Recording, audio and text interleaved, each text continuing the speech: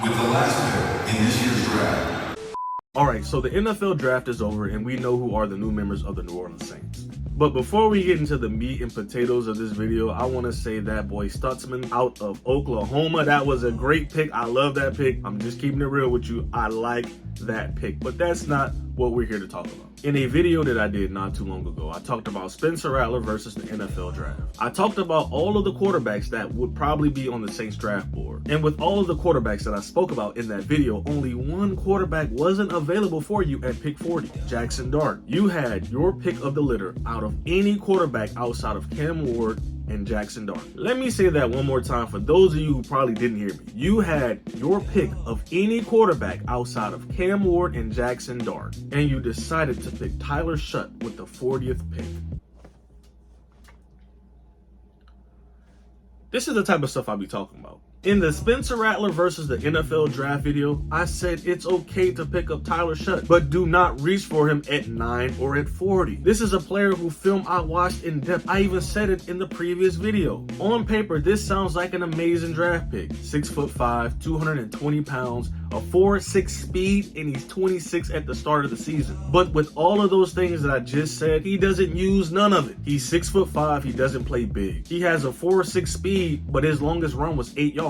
When you think of somebody that fast, you think about elusiveness. If you're gonna have 4.6 speed, which is really fast for a quarterback, I expect you to be elusive. When the pocket collapses around him, he gets happy feet, he gets nervous, he throws the ball away, or he just throws it up. But I wanna say this is not a Tyler Shough bash video because he does have some traits that are really good. He can make a lot of the throws and he does have a decent arm. But I would be remiss to not tell y'all everything versus all the positives. A few names that people like to throw out when talking about Tyler Shough: Bo Nix, Michael Penix.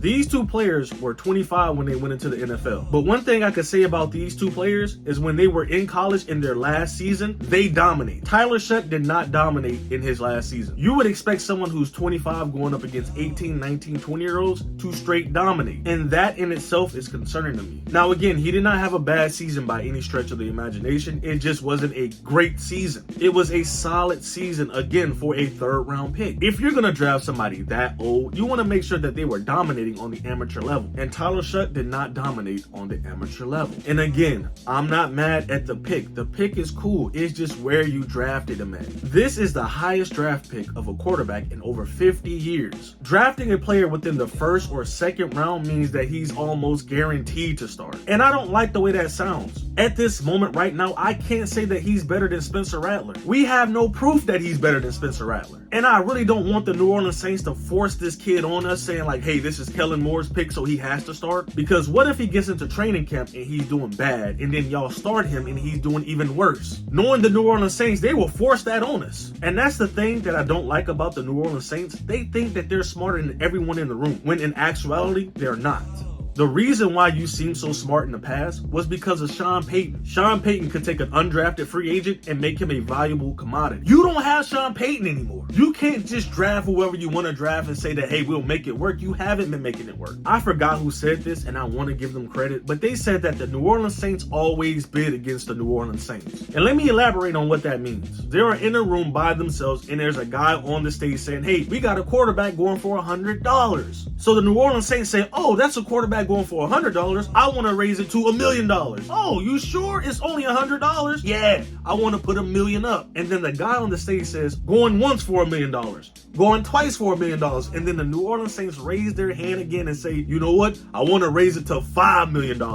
And I'm sure the guy on the stage is like, you've already had the highest bid for $1 million. Why are you going up to $5 million? And then the New Orleans Saints say, shut up. I want to put $5 million down. Take my money. That is the best explanation I can give you about the New Orleans Saints bidding against themselves.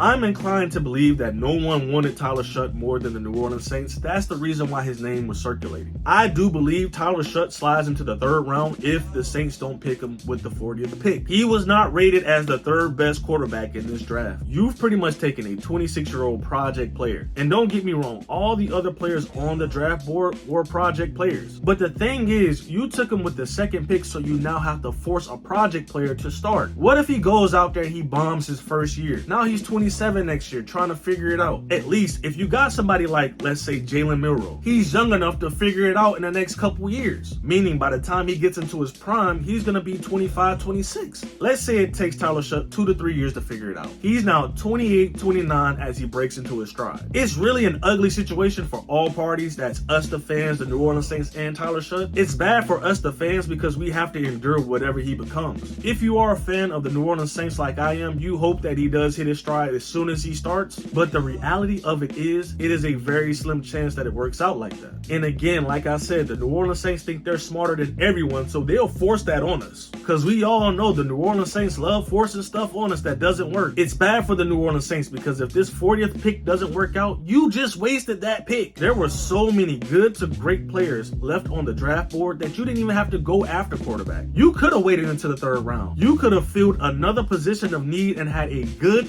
to great player for at least 2 contracts. Now let's say Tyler Shough comes into the NFL and he bombs his first year and he bombs the second year. That's a pick wasted, a high priority pick wasted. But we all know the New Orleans Saints will never concede to them messing up. Mickey Loomis has yet to concede that Dennis Allen was not a good coach. He's still pushing that narrative that Dennis Allen was a great coach. Yo, cut the beat, cut the beat, cut the beat. That right there pissed me off. Just saying that changed my whole mood. Crank the beat back up. It's bad for Tyler Shough because the Who Dat Nation is very upset with the New Orleans Saints, and he's kind of caught in the middle. If he goes out there and bomb, people are going to be booing. And they may not be booing him, but he's caught in the middle of the boos from us to the organization. And I'm pretty sure there is a time clock in Tyler Shough's head, letting him know that he does not have time like the rest of the quarterback draft prospects. A year or 2 of bad play can end up with him being out of the NFL. And I believe that's super unfair to him because he didn't say, hey, New Orleans Saints draft me with the 40th pick. I'm sure he's happy he went that high, but again, it's not his fault. It is on Kellen Moore, Mickey Loomis, and the brass. Well, you guys, we are about to see. What are we about to see, you say? We are about to see if Kellen Moore knows what he's talking about, if he's about to start his coaching career off on the right foot. Let's see if he's a quarterback whisperer. Let's see if he's that guy. Let's see if he got the right person at quarterback. But I really just hope